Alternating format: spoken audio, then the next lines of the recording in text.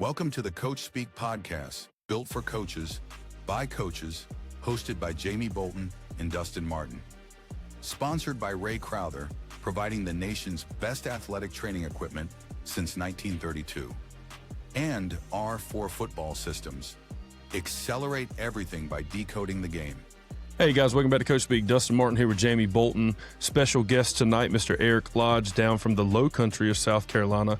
Jamie's going to get into what we're talking about today. Before we get going, I want to shout out to our sponsors, Team Builder and Tsunami Bar Sports. Yeah, guys, today our guest is one of the most accomplished defensive minds and program builders in high school football. Coach Eric Lodge is current head football coach at Berkeley High School in South Carolina. In our state that we also coach in. So it's awesome to talk with you, Coach. But before Berkeley, he was the head coach at Seminole High School in Florida from 2020 to 2022. He went 32-4, led the 2020 Seminoles to a Florida State championship. Prior to that, he served as a defense coordinator at Seminole, helped build elite defenses at multiple stops, and has coached defensive backs and coordinated defenses for over a decade. Coach Lodge has seen the game from every seat in the room, and today we're getting into leadership, defense, culture, and sustaining success. Coach, welcome to the show, man. Man, thanks for having me, fellas. Yes, sir. Glad to be here. Yeah, so Coach, you've been at DC, a state championship head coach, and now you're building again at Berkeley. What stays the same at every stop, no matter, where you've been? Yeah, like we ask our kids all the time, what's the secret to success? There is no secret. It's hard work. So no matter how you slice it, what you do on offense, what you do on defense, there's certain core things that you just can't substitute. Working hard, doing things the right way in practice, preparing for your opponent, being in the weight room and getting the most out of your reps, whether you're just lifting or in practice or watching film. No matter what you're doing, those things have to happen. And then when you put good scheme behind that, and good talent, you get winning football teams. Yeah, and I think the more I've realized and been around the game and watched other people, like when you got the really good talent and the coaching is next level, like really good, that's where the dynasties are made. That's where the teams just continue to win year to year. As long as the talent stays up, the coaching stays up. But I mean, there's teams out there who have the talent, and that makes up for some of the coaching decisions. And then vice versa. You have some teams that hardly have no talent, but the coaching makes up for it. And that's the teams that are able to pull those 6 or 7 wins off each year when they might realistically, talent-wise, could have went 2 or 3 wins. So I definitely think that. Coach, have you always been on the defense side? Have you ever been on the offense? Like, talk a little bit through like your journey through your roles to get you to DC and then head coach. Yeah, I mean, I grew up on the defensive side of the ball. I coached defensive backs for 7, 8 years. Kind of got thrust into a defensive coordinator spot. When I started out, all I cared about was being an elite defensive backs coach, and that's really all I cared to do. I love doing that. And then just doing a really good job at that and doing good there. There's head coaches that were like, hey, we want to see you do this, and take over the whole defense. So then you got to learn the fronts and, all the stuff, learn my run fits, and really like learning the whole scheme of defense. I think every coach, if you want to coach offense, you need to be able to coordinate a defense. Because when you coordinate defense, you get to see all types of offenses. You understand things that really give you problems and a hard time. And you think about ways to stop it. And then, now as I've become a head coach, I spend more time on the offensive side of the ball. We have a really young offensive coordinator, so I spend a lot of time with him game planning, and putting our offensive plan together week in and week out. And, just being able to look at an opposing team's defense, see what they line up too well, what they don't line up too well, where they're weak in the run game, where they're out leveraged in the pass game. Really kind of helps us make a complete plan of how to attack, opponent. Yeah, it seems like you being a great resource for a young offense coordinator that understands that side. I remember when I was a head coach that, we had a defensive coordinator that I brought in, but I really wanted to specifically run pattern match covers that he wasn't super familiar with. So it gave me an opportunity to obviously learn that, install that, and me being an offensive guy, I think that kind of took my whole like mindset of what we're going to install year to year, like you talked about, like what gives defenses the most challenges, what gives them the most problems that they, and a lot of defense can't solve every single problem. So that makes a lot of sense, and I'm sure that's what led to a lot of your success in the last 3 seasons. And just talk a little bit about how those lessons as a position coach, being super detailed. I was a wide receiver coach, so I'm kind of in the same boat. Like, I want to be an elite wide receiver coach, and I've taken lessons, but talk through those lessons as a position coach that still drive you today as a head coach.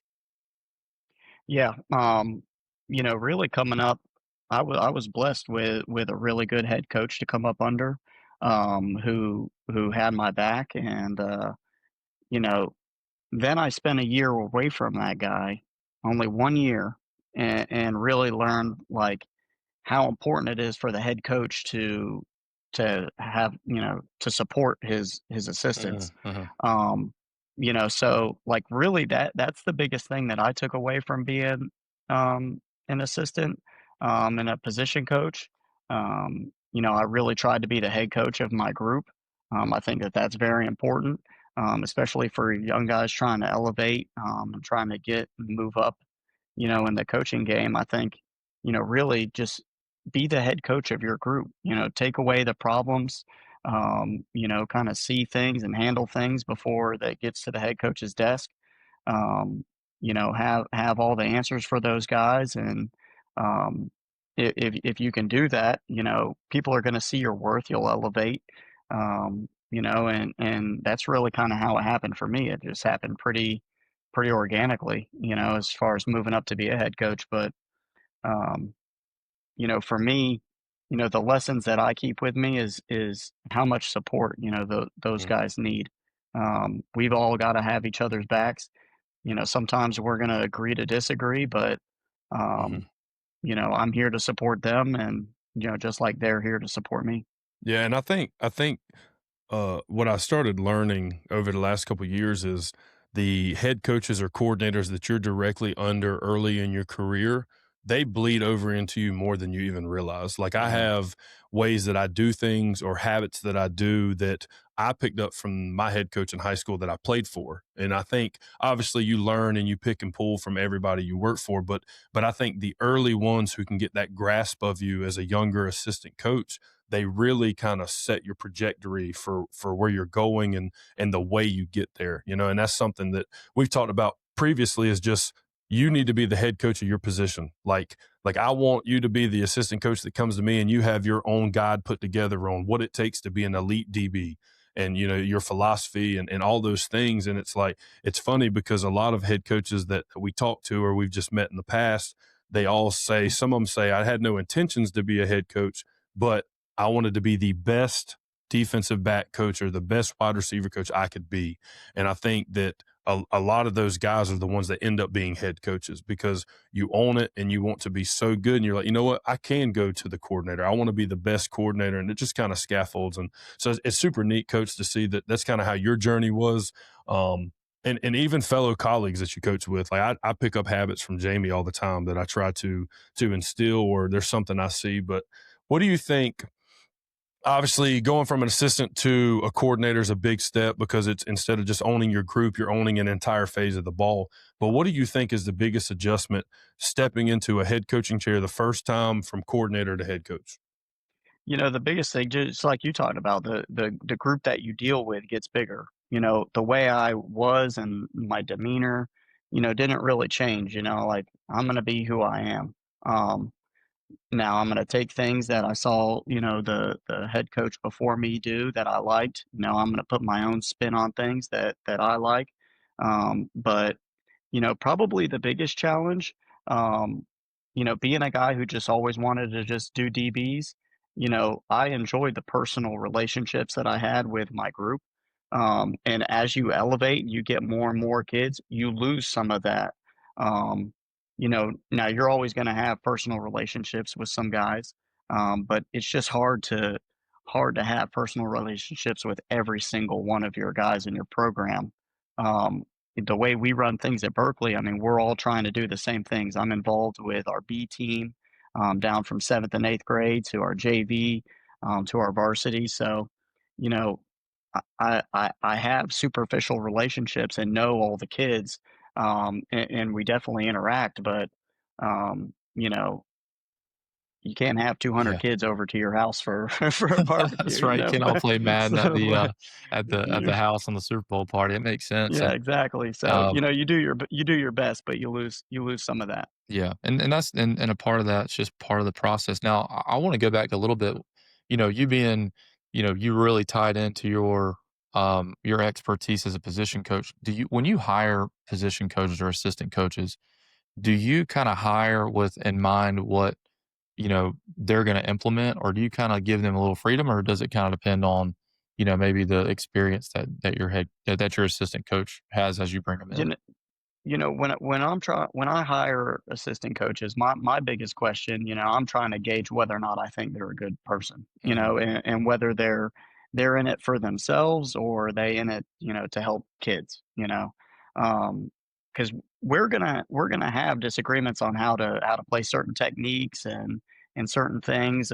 We might disagree on certain decisions that we make in the program, but if I know that your heart is in the right place, just like I know mine is gonna be in the right place. I think that, even if we disagree with each other, I mean, we have that common goal to help out kids. So that's my number one thing. Make sure that this is a person that I want my kids to be around.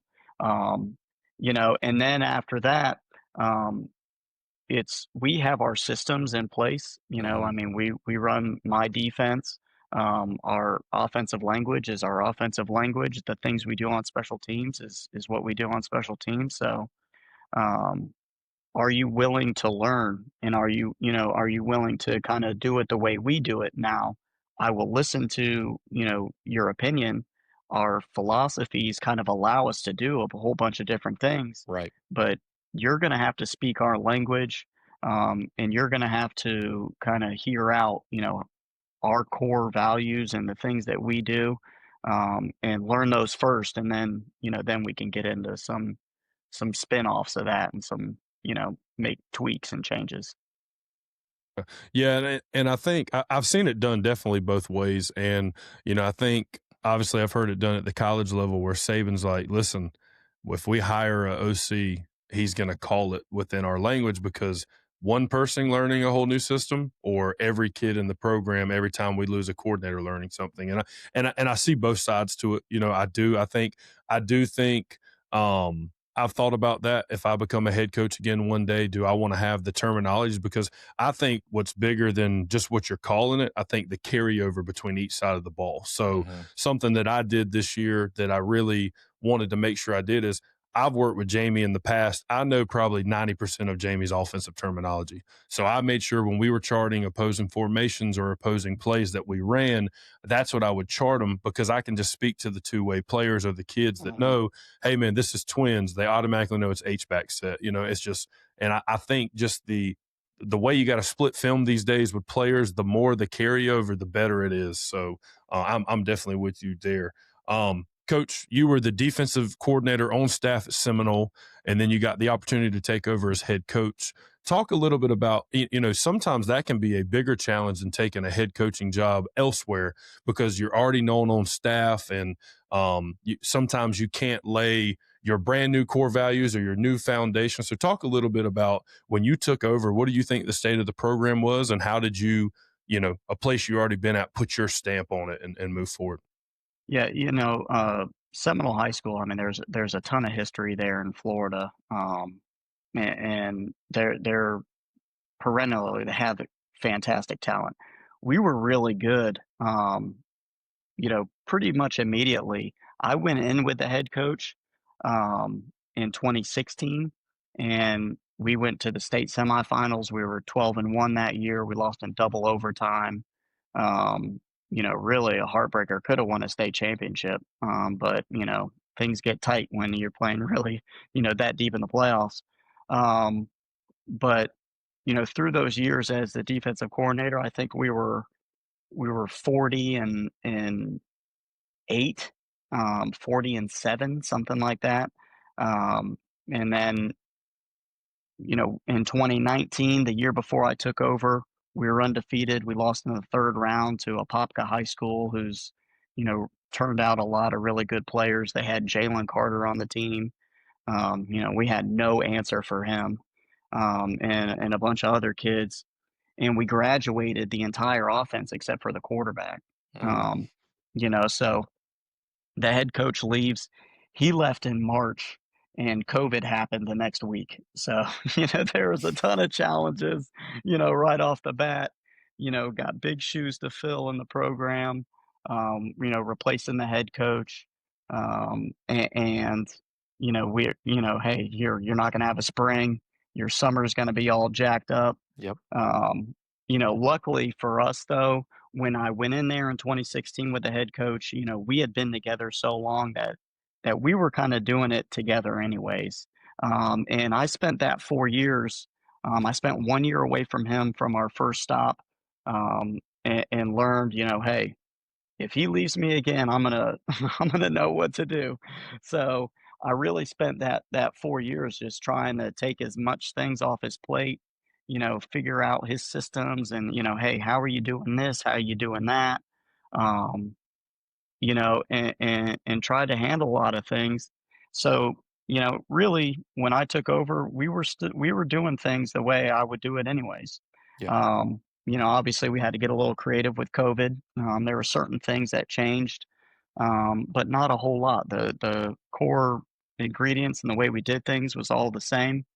Um, Replacing everybody on offense was tough, but as the defensive coordinator, all those kids, what that was my scout look, the year before. So I knew all those guys. And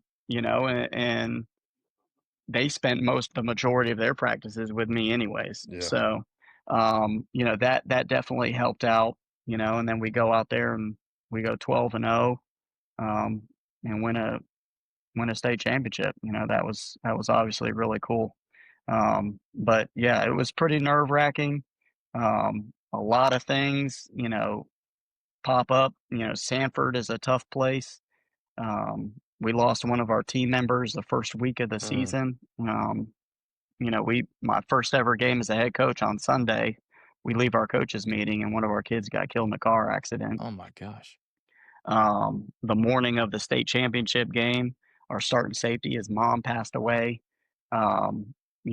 He talked to her at night, told her good night. He woke up in the morning and we had to tell him that his mom passed away in her sleep. And then goes out there and balls out and has a great game. But that's just kind of the places like that. The kids are resilient, makes you pretty resilient. Yeah, Sure. no doubt.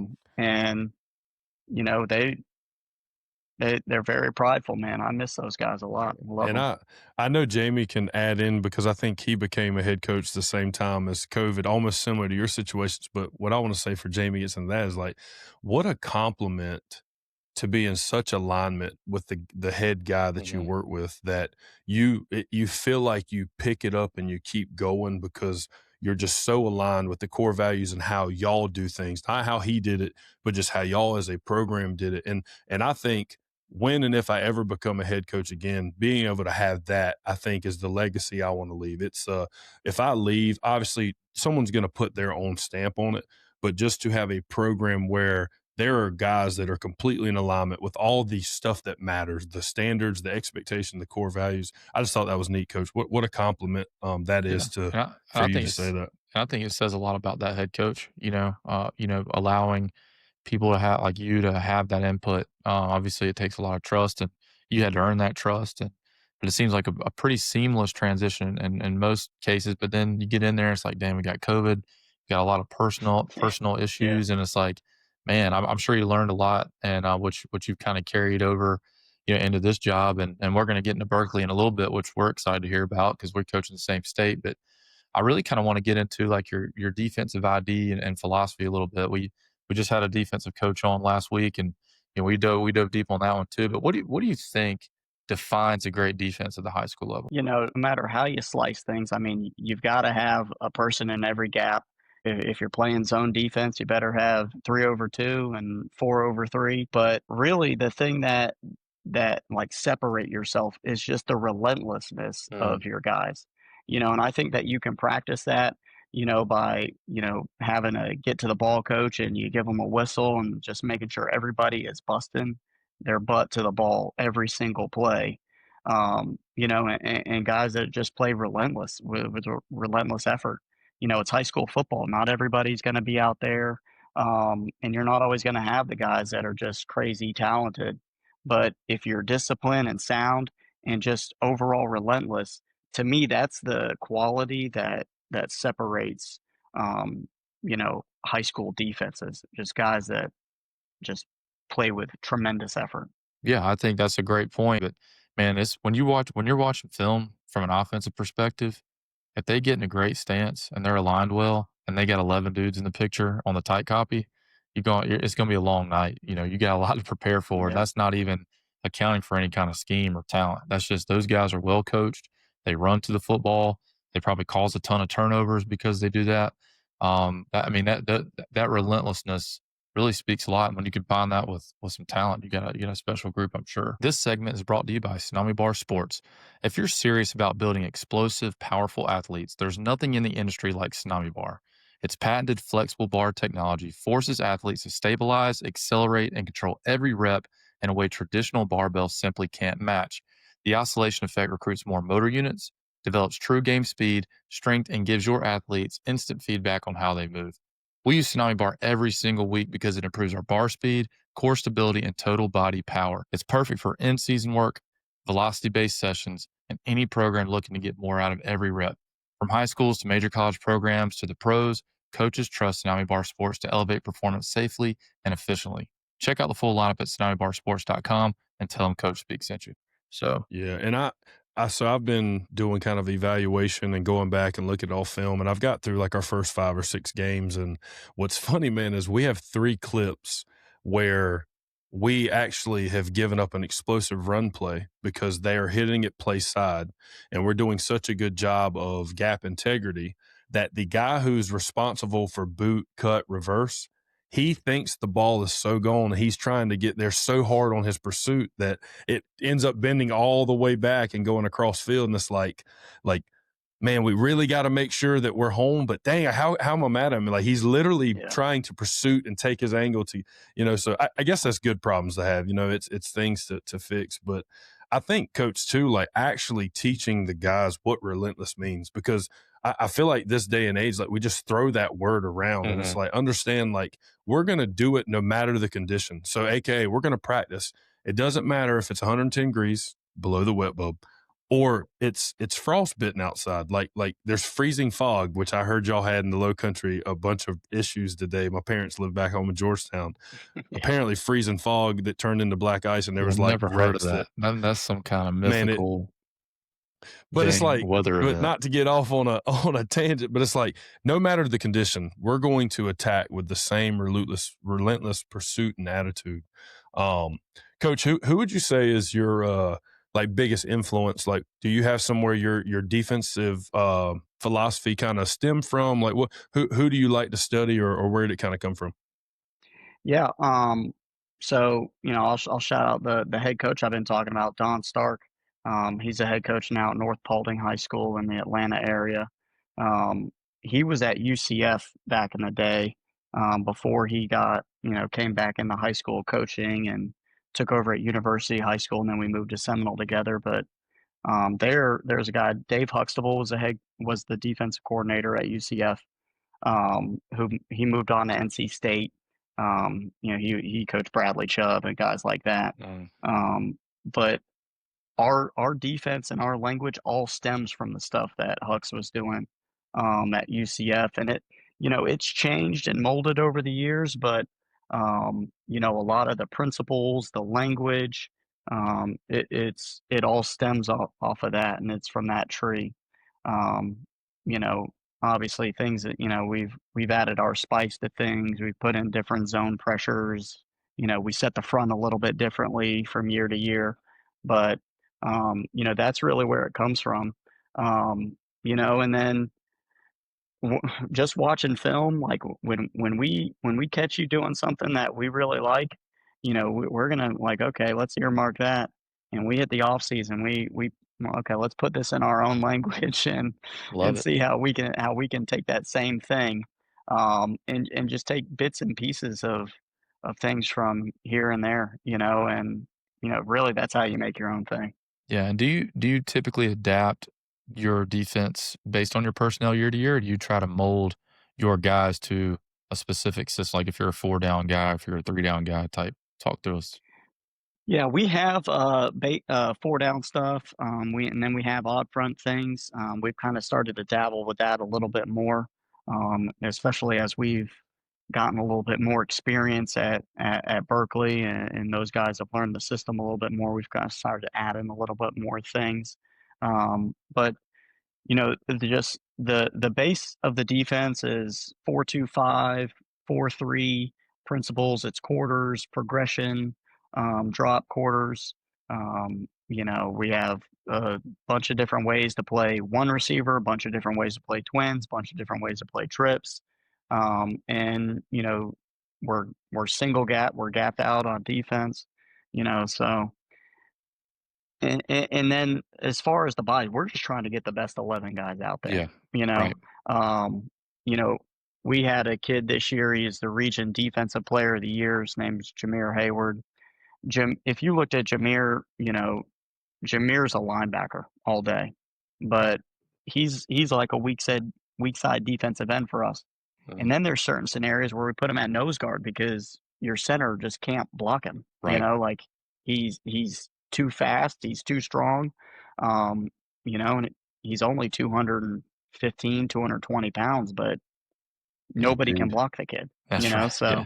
um, you know, my biggest thing is, hey, who's the best 11 is going to give us Yeah. everything they have, and where can we put them? I Like like how that. can we get them all out there together? Yeah, because we always talk about like in that 4-2-5, you're going to play like a Sam or a nickel, and it seems like what you're saying is, well, whoever the best football player is, we're probably going to make it work Right, around that kid. right. There was years at Seminole High School. My first couple years there, it was more of a linebacker. Hmm. So our trips coverages, we played more of an outside linebacker, Right. right? Or when they're in twins or trips, and then as we evolved, that Sam linebacker, that nickel became more of a safety type body, Hmm. Hmm. and okay, now we're gonna play mini to trips. We're gonna play some sort of like book coverage where, he's manned up on number two, and we're we're our extra fitter is fitting it some other way, But um yeah, I mean, it just evolves. I like that. At Berkeley, our outside linebacker's been more of a linebacker. Now Hmm. next year, going in the way we project it, he's probably going to be more of a nickel. Yep. So, um, but we've always kept those things in the toolbox. I like that. Even those guys, okay, you're a linebacker, but he still knows how to play those coverages. Right. We're just not going to call him as much, Exactly. but Yeah, Yeah. yeah. or And just call him.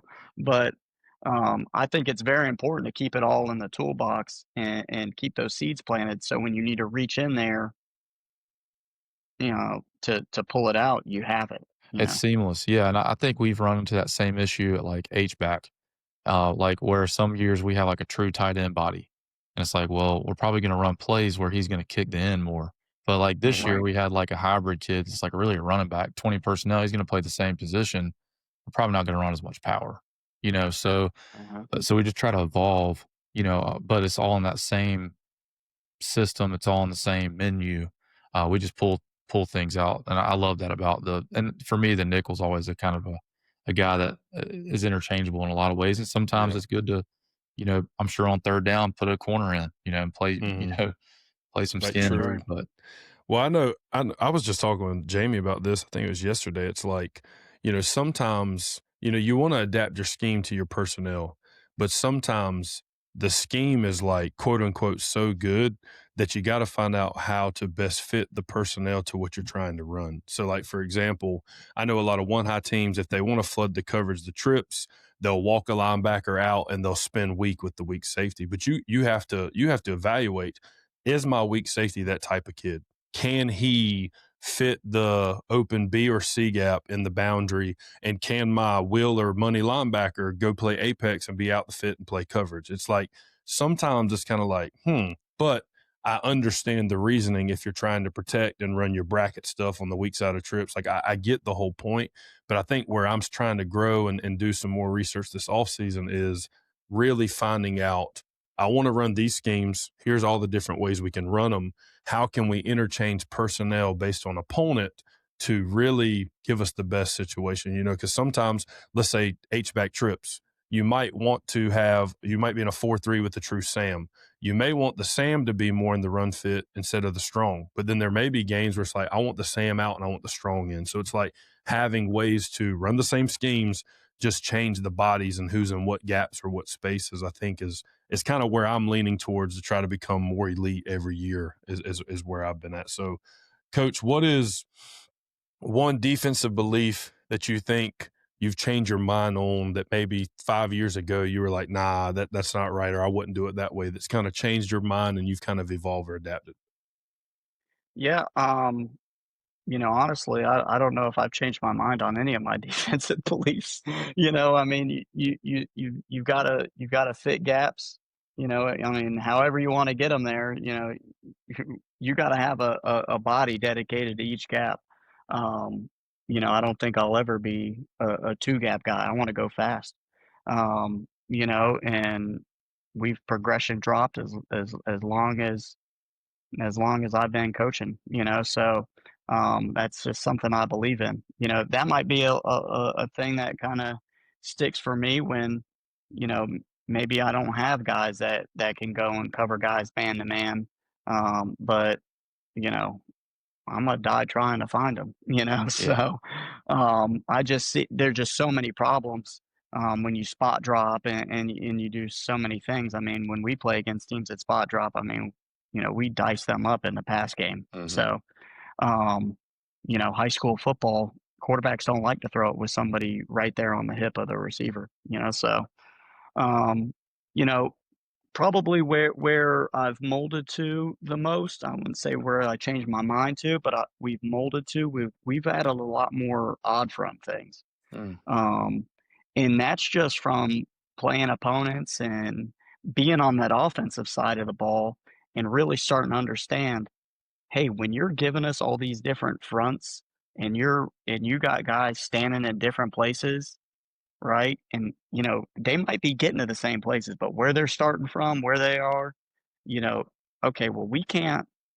block our power like that, because this guy, we're not going to block this guy, right? And it messes with your blocking schemes. It messes with your quarterback's progressions. So that's probably the way that we've evolved the most. Like, hey, let's give the offense different pictures. Sometimes in high school football, like, they don't care. They're just gonna run the same thing, that they always run. But, you're gonna see when you play against really good opponents and really good coaches, you can make them a little bit more vanilla because they understand, like, "Hey, we're not gonna be able to do this," you know?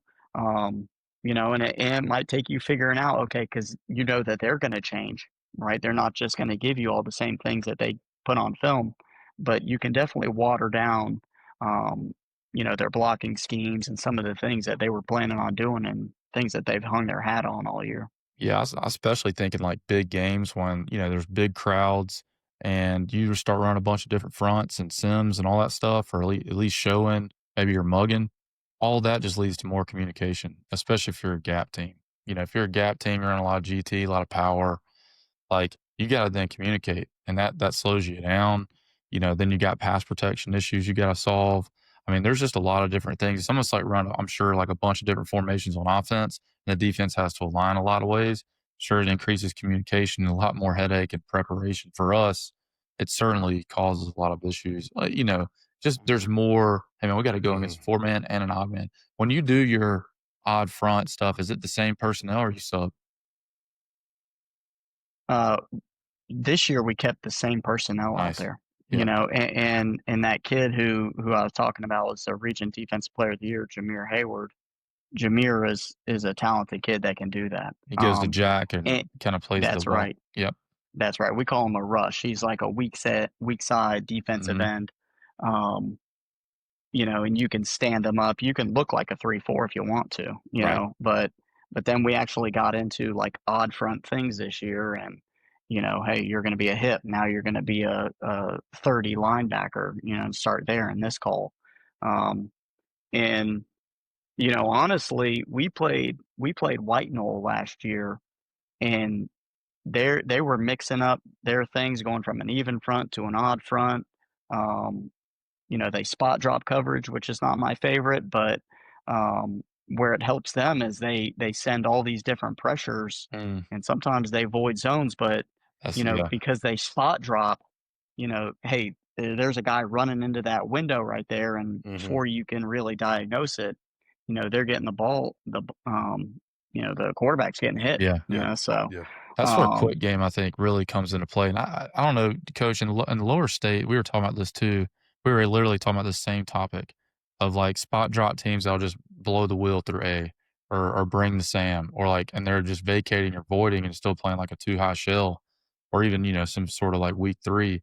But like, are you seeing a lot of intermediate down there, or is it mostly like RPO or RPO screens and shots? I mean, we don't see much intermediate, like true. Yeah, Hey, I'm rhythm, read, rush. Like, we're not seeing a lot of that. There's not a lot of intermediate pass game.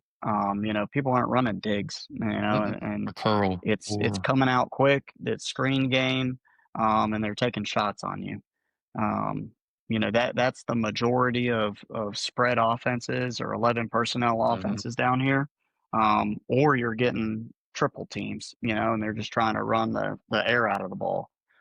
So that makes an interesting dynamic, changing here. Like, okay, here we go. Like, we hadn't, I think the last 3 weeks of our regular season, they were triple teams, like it's crazy. we're going into the playoffs. We're like, dang, hopefully our kids remember how to play the pass, Remember how to play our base defense, because we had to run this untraditional defense. Yeah, exactly. But yeah, I think, Coach, when you sit down as a DC, I think you got to decide what do you want to be kind of known for with your scheme. It's like, like you were talking about, do you want to be known for literally just trying to mix up the world of the box and give a little on the back end, like you're saying, like we're going to bring guys from everywhere, and we may just spot drop, and guess what? There may be a zone wide open, but we're going to mix it up. Or like, I think the way you talk, I think me and you are a lot of line. We're going to be cap integrity is number one, and we're going to try to be a little more sophisticated on the back end of things. Something I've been looking into is how do I mesh those worlds where I can create one big, a little bit from here and a little bit from here, because I don't want to give my standard up of gap integrity and fitting the run correctly and playing the pattern match coverages. But I also want to be able to confuse a high school quarterback and get him moving out of the pocket and flushing him where I want him to go. And so that's kind of, this year was good for me in that realm, because that's where my mind is spinning this offseason. How can I take what I love to do, what I'm comfortable with, and apply the things that I'm not so comfortable with to make a package of my own, pulling from elsewhere. So I think we're kind of in alignment on those couple things. Yeah, I mean, there's definitely a balance there, and trying to figure out that balance, and that's what, we were talking about, pulling things from other people, and really the biggest thing is, okay, I like the concept of that, but how can we work that into what we do, and how would we put that in our language, and do the coverages that we have and the way we teach coverages allow us to be able to do that? Yep. How would we call the front there? Like, what would we name that? And that's the hard part about putting it into a package, man. Like, because everybody's got a great passing concept. Hey, Coach, why don't we run this like insanely complex passing? Well, does it match our language? Does it have a progression platform that we're familiar with? Does it fit all? How do we protect it? Like, how do we? There's a lot of a lot of things. There's a fine line between having a bunch of good ideas and having a system. Exactly. and it's very important to have a system, It you know, is. Because it can actually and give you some freedom, because if you do have a system, then you can have the freedom to maybe include those things that you might not like. Let's say if you're an air raid offensive guy and there's like a concept that you're like not familiar with, like, I don't know about that because I'm not so sure that 7 other coaches, they don't run that for a reason. I'm not sure what that reason is, but they don't run it. Or if you have a system in place that you know, then you could say, Mhm. well, I can actually make this fit my system if I really feel like it is worth, if the juice is worth the squeeze. I'm sure it's the same thing on defense. It's like, yeah, I have a system in place. If we can make it fit the language and the philosophy, let's Mhm. roll. Yeah. That's No. right. Coach, so, man, you were in Florida where there's great weather, and not that we live in Illinois by any means, but man, I'm just curious, like what made you get up, I guess north? What made you leave that beautiful Florida weather and pursue a coaching job in South Carolina? Talk a little bit about that. Yeah, obviously, I mean, I was more than content being at Seminole High School and, just being the defensive coordinator and, um, you get thrust into the head coaching job there. Um, you go 12-0, win a state championship. I started my career 18-0 as a head coach. First loss was to Chaminade Madonna. They finished fourth in the country that year. We lost by 3 points. Um, and things are going really well. We have, we have twin girls. They're six now, but you know, Florida's notorious for not paying you. You know, Mm, my head coach stipend was 25, uh, or yeah, $2,500. Um, and the guy before me, Coach Stark, he had left to go to Georgia, and he's making six figures. And eventually, as much as I loved Sanford and I loved being at Seminole, I'm going home to my 1, 2-year-old daughters, 3-year-old daughters now, and I'm putting in an enormous amount of time. Well, okay, well, I can go do the same job and get paid double. And we've had a lot of success, you know, that's something that is realistic for us, you Yeah. know. So, that really, I started, okay, how can we do that? Most guys from Florida, the the idea is to go to Georgia, right? I think South Carolina kind of serves a similar type of purpose for guys in North Carolina. Yes. They're like, hey, we don't get paid here. We can go to South Carolina and get paid for the time we put in. Um, I built a relationship with a guy. He was at South Florida at the time. His name is Bobby Bentley. He was a receiver coach. Um, they had our quarterback. They had a receiver that we had there, Jimmy Horn, who plays for the Panthers now. Um, and Bobby and I just kind of built a friendship and started talking. And eventually, his jobs opened up in South Carolina. He would start to say, "Hey, I think this would be a really good spot." He put me in touch with people, um, and one of those people was Randy Robinson, who was a head coach at Berkeley, two coaches before me. And Randy and I spoke. We kind of hit it off. He was pretty influential with the admin that was already mm, here, and it really just kind of, God put it together for really.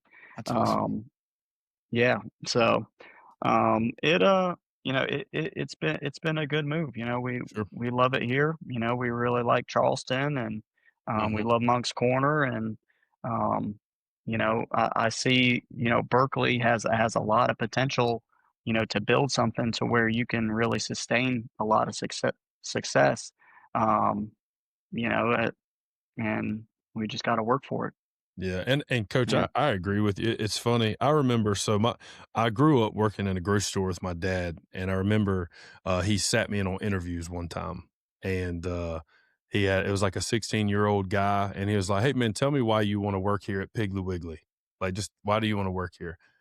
And the kid didn't have anything to say, and I remember my dad he was like, "Man, my dad said, "How about because you want money in your pocket? Because that's a good enough that's a good enough reason for me. Like Mhm. you want to work a job to make money." And I think, we all went into a profession where we know we're not going to be rich by any means in terms of money by what we do.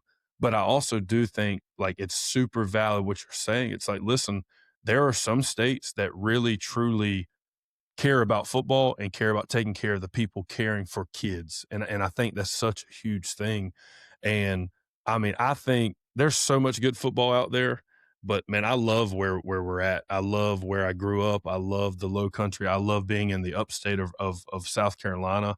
There's such good football, 2 states up, 2 states down, and Mhm. it's so cool to see coaches coming from Florida to South Carolina and coaches vice versa, South Carolina to Georgia, and I just think it builds the network, and that's why we love doing this. Man, we have met coaches from all over. Like, had a guy from Georgia last week, some Oklahoma guys. Man, it's just cool to hear everybody's story, but you're right. The Lord will put you where you need to be, and that's great. What do you think was your number one priority when you got here? Like what did you see that you thought maybe needed to be done and to build this success? Because coach, obviously you've done a heck of a job in 3 years. You've got it.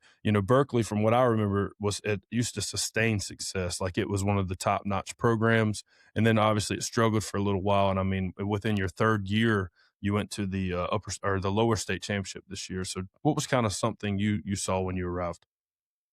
One thing that was pretty evident was a lot of kids were leaving the program. Um, and it was a very similar type thing when we got into Seminole High School.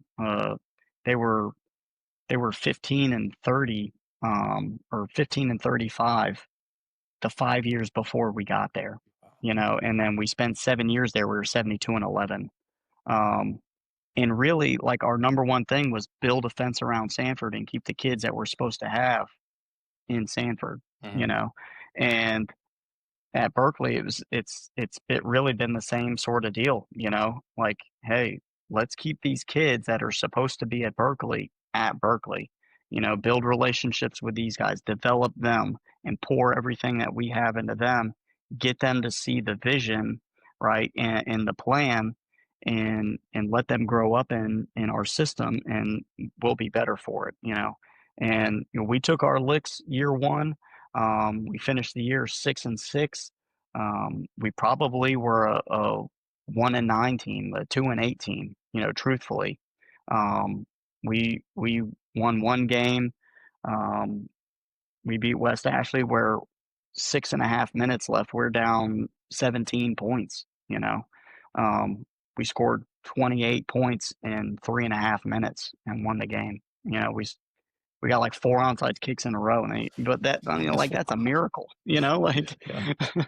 I we bet beat that makes Cane, for a good yeah, story in 10 years, yeah, coach. like the last game of the year, we beat Cane Bay. They're a triple option team. 3.5 minutes left. We're down 15. You know, we score on a 99-yard touchdown. We get an onside kick. We score. Tie the game. They turn it over. We kick a field goal as time expires. Score 18 minutes and That's or wild. 18 points in 3.5 minutes. We won another game by 1 point. We won another game by 3 points. I mean, we're right there Yeah. being a two-win football team. Um, and then the next year, people think, okay, these guys are 6-6, they're going to make this big jump. Well, we'll go 7-5 on the field, and people are like, oh, what's happening? Well, we had some injuries. Certain things happen. Well, and we were a much better football team. Yeah. The record didn't suggest that, but the product and the players, they're not the same. You Yeah. Well, know, he could have been we two just and had eight some and miracles seven and happen year five. one. That's Yeah. right. Yeah. Yeah, we had some things break our way.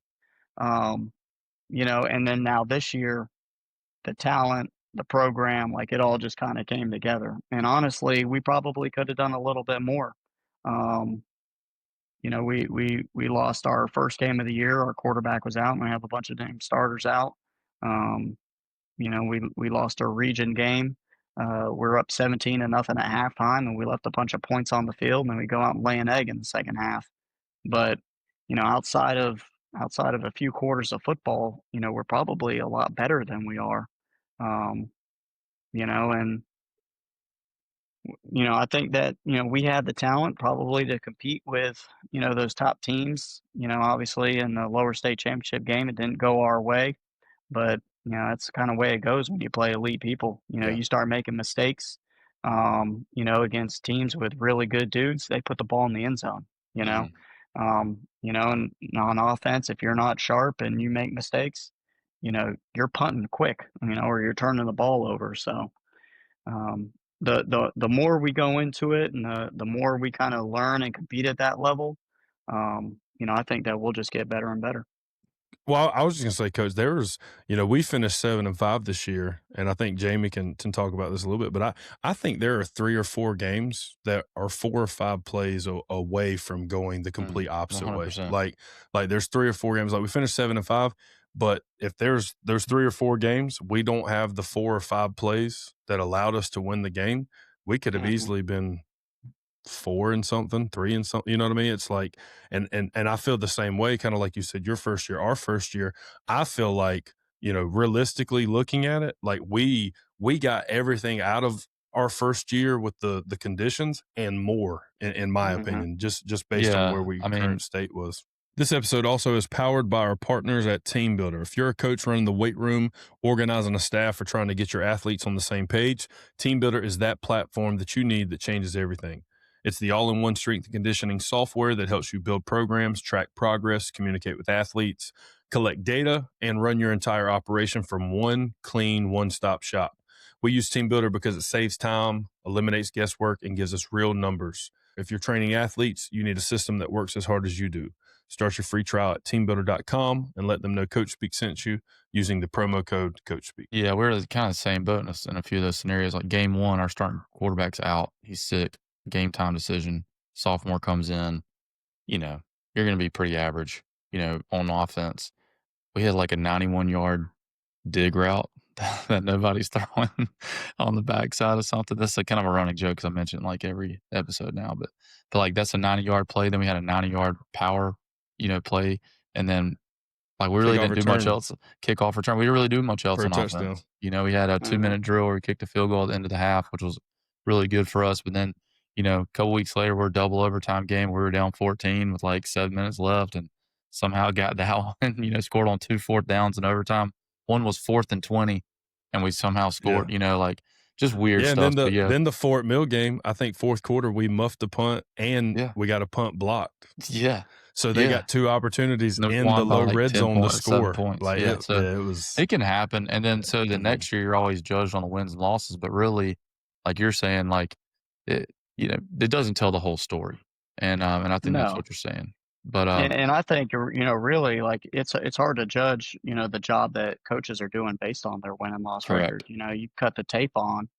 I mean, there's guys out there they're doing really good stuff, but their personnel, they just it's, at some point it doesn't matter what your scheme is. 100%. If the Jimmies and Joes on the other side of the ball, are saying no, you're not going to do that. Well, you're not going to do that. Right. No matter how light their box is, or how. There's a reason their box is light, Coach, because they can handle it. They can do it. Yeah, exactly. Yep. So and then trying to throw it gets dropped. It's.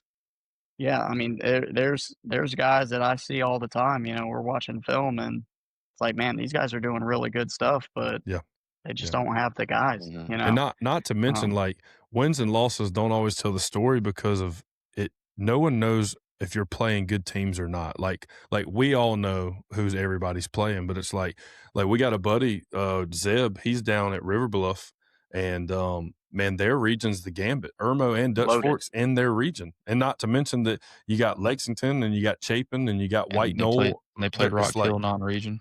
Yeah, like they are trying to. It just never tells the whole story. I'm with you on that one. It's wild. When you got the job, how did you install belief in your system and your vision early on? One thing that was easy for me is like we had won. And I think that there was probably an inflated belief that we were going to do things year one whereas coaches, we're like, hey, if we go 500, like we did it, you know. Yeah.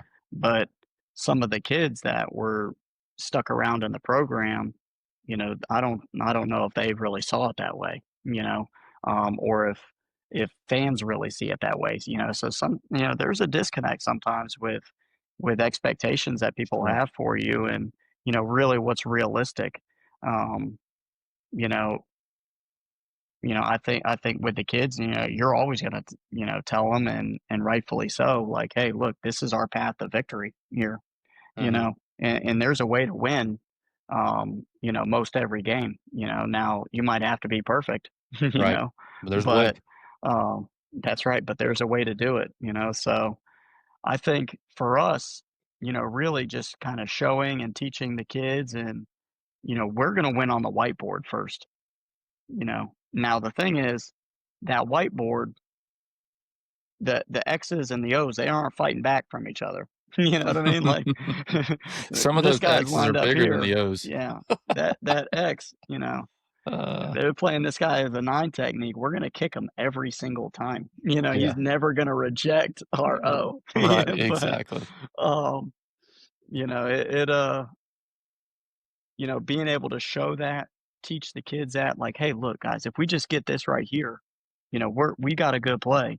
Um, because really, if they don't believe in the things that you're doing in your scheme, and you can't back that up as, hey, we're doing this because of this, Mhm. um, then it gets real easy to poke holes in what you're doing, and lose that belief in you. Yeah. Mhm. And sometimes, I mean, kids, they don't believe in it regardless, even though they know that, coach knows what he's talking about. I mean, it's a really passionate game and sport. I mean, we've done this a long time. There's always, coach, what are you calling? Like, bro, how about you run the ball? Yeah, Like, yeah, you know what I mean? yeah, Like, yeah. Man, didn't Oh, you yeah, jump a you coach. ball wor 2 you plays you ago? worry Yeah, about what you got to do. You yeah, know what I Yeah. mean? yeah, Like, It's always the yeah, most difficult ones because everybody's, like, all pissed off, and then, like, the offense yeah, goes 3 and out or something, like, "Coach, come on, man." Like, well, yeah, we come we on, tried to go coach. 3 and out there, guys. yeah, So coach. we Yeah, weren't trying to like, dial it Right. up or anything.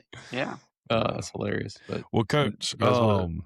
what yeah, dude, that's so funny. Because I'm just thinking of stuff that happened this year, and it's like We really didn't have a bad I thought our no, sideline not was good. no, but it's like the kids, man. Like you Yeah. call a call and like they're unhappy, and I'm like, how about you hook drop and pick the ball off instead of trying to mug on your own when we didn't call it. You know what I mean? Like, how about just hey, Dude, how we're about we running run this? into How a about brick wall, and like it's like, "Coach, why are we still running the ball?" 2 plays ago, "Coach, give me that rock." It's like, yeah, like "Alright, man, you asked no, for that's it, dude." funny. But I do think I don't ever think it's okay to accept losing. I hate losing. But if you ask me, how would you want to lose if you had to choose? I'm going to lose because the personnel outbeats my Yeah. personnel. We're not going to lose because of undisciplined penalties. We're not going to lose because of attitudes. We're not going to lose because we were out schemed or misaligned or Out-leveraged. technique Yeah. wasn't there. Like, we're going to lose because my defensive tackle is 220 and your guard and your tackle are both 280 rock solid. That's the only way we're going to lose is if you literally physically pick him up and move him. And he still should have the technique to defeat it, drop, and find a way not to. But I think that is the only way I will ever be. I don't want to say okay with losing, but will accept that we got our tail kicked because our personnel outbeat our personnel. Yeah, 100%. Jamie, you ready for rapid fire? I am, man. It's been a good one.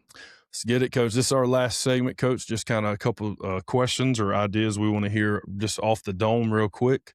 What do All you right. think is the hardest position to coach on the defensive side? On the defensive side of the ball, gotta be corners. Yeah. I mean, Island. Yeah.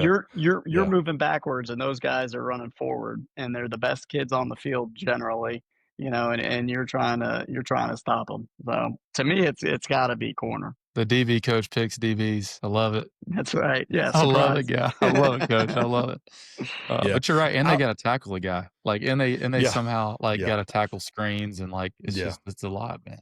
I Yeah. agree. I think it's tough. I think the way I look at it is I think mentally corner may be the easiest position, but outside of knowing what to do, it is the toughest position. 100%. Cause like man, they used to put me when I was in JV. I was on the front line of kickoff return. And man, like I was a 270-pound lineman, man. And you want me to retreat back 10 to 15 and find someone to block? Man, I can't get 7 yards before they run past me. So it's like, so I know how hard that is just from a little experience with that. But it's like, I agree with, like, they have to cover first, cover the best people. And then not to mention when they get condensed splits or we spill the ball and they're the force player. Oh, can you go make that tackle on that freak That's running right. back? Like, Coach, are you a backpedal You guy? Or play are you corner a against us, we're going to make you tackle too. That's right. Yeah. Are you a turn open guy or are you a backpedal guy? I'm a backpedal guy. All right, I love it.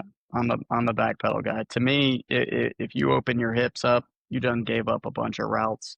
You know, and there's, when we see people doing that, there's things that we're going to do against them. For sure. You know, that plays against them. To me, when you backpedal, you know, you're able to go, you know, every direction from that point. You know, kind of getting kids to understand. You know, you backpedal for a purpose. You know, your purpose when you backpedal is to come forward. You know, it's not, you know, if I wanted you to move backwards as fast as you could, I'd have you turn and run, or I'd have you backwards run, you know? So being able to teach that, you know, it's a tough thing to do. But that, to me, that's the mark of a coach and a DB coach, you know, like the kid can do it if you can teach it and coach it effectively. You know, to me, it's lazy when you're just like, hey, just open up your stance here and just shuffle out of there. And we're at 5A ball. I mean, all of us, we should have athletes to be able to backpedal, you know, in high school football. Like, that's right. You know, I agree with that. All right, second one, Coach. What's one drill you'll never get rid of in practice? And that could be team drill, whatever it is. What's one you'll always keep? Yeah. So one thing that we started this year, we started a tempo period. You know, with our offense, sometimes we get our defense involved if we're going to play a fast tempo offense. But it's a series of one word calls, and we're just going as fast as we can. And I think that really helped give us a different element to our game this year on offense, where, you know, we're no huddle, we're signaling things in, you know, but then all of a sudden we can step on the gas pedal on you and really go fast. So, you know, being able to, you know, to me, you don't want to be fast all the time, you know, because you might go really fast 3 and out, but, you know, slow it down. You get in a rhythm, and boom, we step on the gas and speed it up, and we go fast for a couple plays, and then we back it off again. You know, we keep people jumping off sides, we get people subbing in and out, and get penalties that way.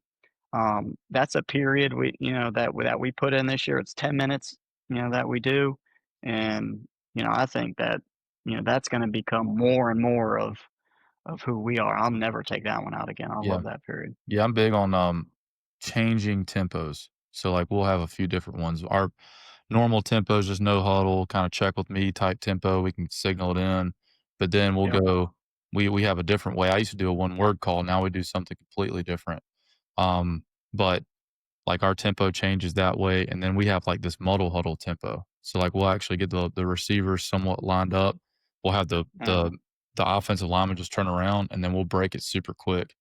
And that's like the H back, running back, quarterback. They're all in that little muddle huddle, so we can kind of let that clock bleed a little bit, but then we can still simulate, you know, going fast and having those guys align pretty quickly. So I love all that. I like that. I might steal that one from you. It's good, man. I really, well, it helped us too. And really I don't want to go on a tangent here, but we went to that this year because we had a lot of change up front on our offensive line due to injuries and just trying to figure out the best lineup early on in the season. So to help us communicate, actually, we ended up flipping our linemen some, and that's when we had to muddle huddle because we didn't want to do that at the line of scrimmage, obviously. Right. So, but then it was like, all right, I can use this to try to slow the game down a little bit, and then also kind of disguise, even with check with me kind of situations, because the receivers are already getting lined up, so I can kind of see what the shell is going to look like, and then we can kind of go from there. But it really helped me a lot, and it gave us a change of pace. So. And I Yeah. think repping that on the defense side of the ball, it's not even for recognition. I mean, it is for aligning up, but I think being able to get your calls in quick versus a team that likes to go fast, like just that order of operations of, listen, I got it. And like, I like to purposely call in a call that we can't do versus the play or formation family. I know it's coming to see if they can quickly check to what we need to check to. You know what I mean? That's where I like the tempo stuff. It's like, I want to put them in bad situations at practice. One, see how they respond, but two, I want to test out, okay, can we get away with this or no, man, we got to make sure we cover that, Good to have check that. out of this. But no, I like at the beginning of practice, I hit like a 5-minute like tackle indie, I guess is what you can call it. My favorite thing with the linebackers is we start run and gather, where we track the near hip and run through the back hip because we're a near foot, near shoulder tackle team. Then the next thing we work is, I call it correct tackle. So now we're going to put ourselves in a bad position. We're going to overrun it, and we got to correct, just to teach them that the longer you stay square, the easier it is to correct the tackle. And then the third one, they love it. They see it as a game. I put the half of them on the top of the numbers, half of them on the sideline, and the tackler puts his hands behind his back, and then the ball carrier has 10 yards in width to try to get past him. So we're not using arms. We're not reaching. It's all about keeping body position and trying to get your shoulder onto that guy. But that's what we do every day. And man, like, the kids want to be there. They choose to be there. So let's get good work, but let's try to make it fun too, you know, and I'll tell you that last part of it, man. I'll never get rid of this one, man. I'm surprised you didn't say this was Circle Chase. So Circle Chase is the greatest football drill, I think, that we've ever done. We were plus 22 on turnovers this year. We had one lost fumble, so it's great for offense, for ball security. It's great for defensive pursuit. Working a club and a rip, it's intense. It's exciting. Every kid's involved. You can have multiple groups of it. It's a great practice starter. Like, there's nothing. I like buddy tackle too for the same reason, but those will always. I think I'll always keep those, man, or something like that. And we kind of cycle through each day, but those are great, man. Coach, all right, man. Dustin, you're next. Yeah. Yep. Last one. What do you think is the best piece of advice you've ever received that if you could tell other people, it would be in the coaching profession? No, the best piece of advice that I got was to be yourself. You know, especially as a young coach. You know, and we kind of touched on it. You take a little bit from other guys that coached you or guys that you've seen, and you emulate other people, which is fine. But sometimes, you know, it's very obvious, you know, when you see a guy out there and he's just being somebody that, you know, like, that's not you, you know. And I think the kids end up seeing right through that. Parents see through that. And you know, really, you kind of just, you know, the way I am in my demeanor, my mouth, you know, like that's me, you know, like, I mean, I try to work on some certain things, but who I am is who I am, you know.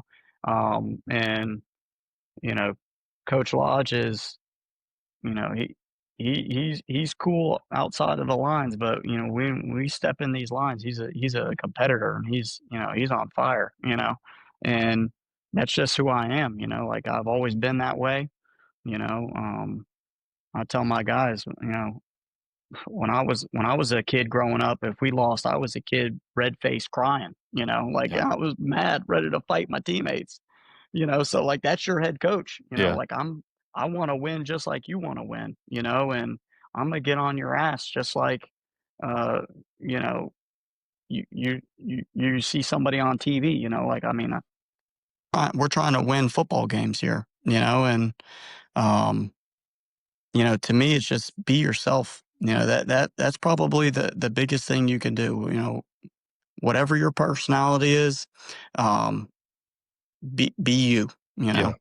It's like just true to yourself, presence and relationships is kind of what I hear, Coach, when you say all that. It's like, have the relationship to be able to separate when we hit in between the lines and when we don't. And it takes relationships to get that. Like, the That's kid, right. they have to know how much you love them, how much you care about them, and how much you care about the goal y'all are all trying to achieve. Man, you is- sound like you're reading these signs in the back that you got at Hobby Lobby, dog. Like, what are you talking about, dude? Hey, man, we're Coach is yelling at speaking kids' to me, face man. and holding That's face good masks, advice, dude. man. That's We're good, holding face masks and spitting at kids. No, I'm just good kidding. advice, dude. Well, no, Good I advice. mean, seriously, if you're out there and you're getting on to a kid and you're ripping them, I mean, you better go put your arm around them later, 100%. you know, and 100%. remind them like, hey, you know, I'm not getting on to you because I don't believe in you, Right. you know, and sometimes, you know, the people that are just, you know, kid friendly doesn't mean you're friends. Yeah. You know what I mean? Yeah. And I'm doing this because I love you.